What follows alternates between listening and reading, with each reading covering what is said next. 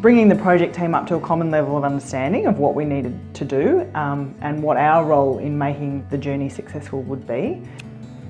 The challenge for us was, of course, then to sell it in a way and create comfort around what we were trying to do. We were thinking about the result and the reason that we were using this kind of process rather than a more standard kind of community engagement approach, and just really being clear about the benefits and the rewards that we were trying to achieve here. There was a lot of people who had doubts about whether we could do it, so building that trust internally was something that was a real challenge for us. There was a lot of sort of upward management explaining to our executive team and our board what it was that we were about to undertake, what that would look like, how they could feel.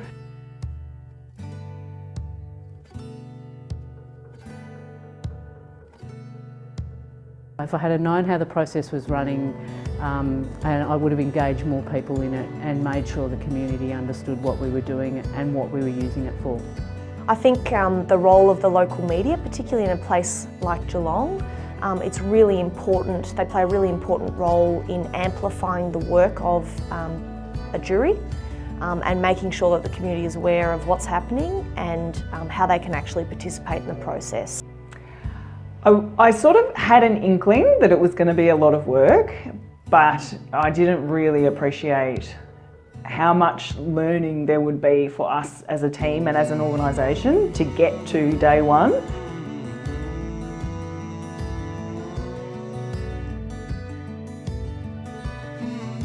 Having a really well-resourced and really professional team to actually lead this engagement and provide the material to support the panel. How the councillors got to learn and understand the process.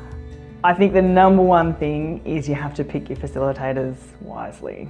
So the people who are guiding you on this journey, if you've never done it before, you know, they are literally your guides and your signposts, and they've got the map and they're telling you where to go and that it'll be okay, you'll get there. I saw recently a statement made by Richard Branson who said, always over-prepare and then just go with the flow. We had to extend the process by another half a day, which we had up our sleeve if we needed to, and that was absolutely well worth it because it enabled the group to spend a bit more time on refining their recommendations for council. The number one key to success for our process was certainly having all of our leaders on the same page about what we were trying to achieve.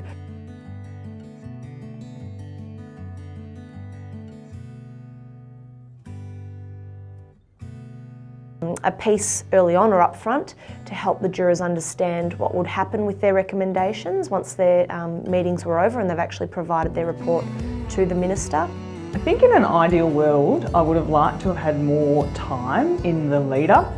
The second thing would be having an extra day in the back pocket and having that in diaries early on, just so we don't have that sort of drop off if you need an extra day and people aren't available. Really reinforce a comms and engagement plan before you start the process. So forcing yourself to go through that exercise of who do we need to communicate and engage with before we launch this? What are the messages that we're going to have out there?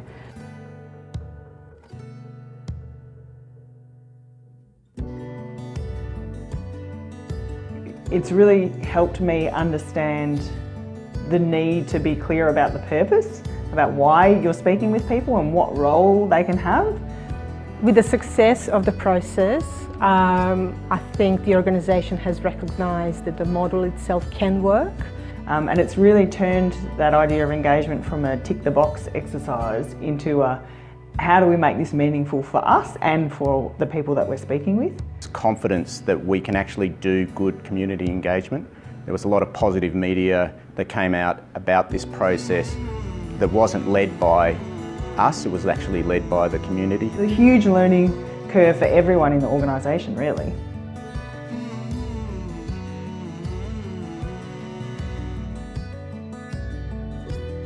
You need to do it wholeheartedly. It's not a tick the box exercise. It's particularly useful when you've got a tricky issue that you want to resolve with a group of stakeholders, whether that's the community or whatever, and you want to get a cross-section. The apprehension that you feel at the beginning is perfectly normal, it's understandable, and it's actually okay. Do the work necessary to have complete clarity and buy-in from your leadership team and the decision makers in your organisation. We had spent many years and lots of dollars getting pretty much nowhere, but in the last 18 months we've been able to bring a project that was on the brink of being cancelled through to a successful resolution, and we've ticked so many boxes off along the ways. Understanding the risks, there are risks associated with these kinds of processes, but there are also huge rewards. To be prepared for a lot of work, but the result is definitely worth it.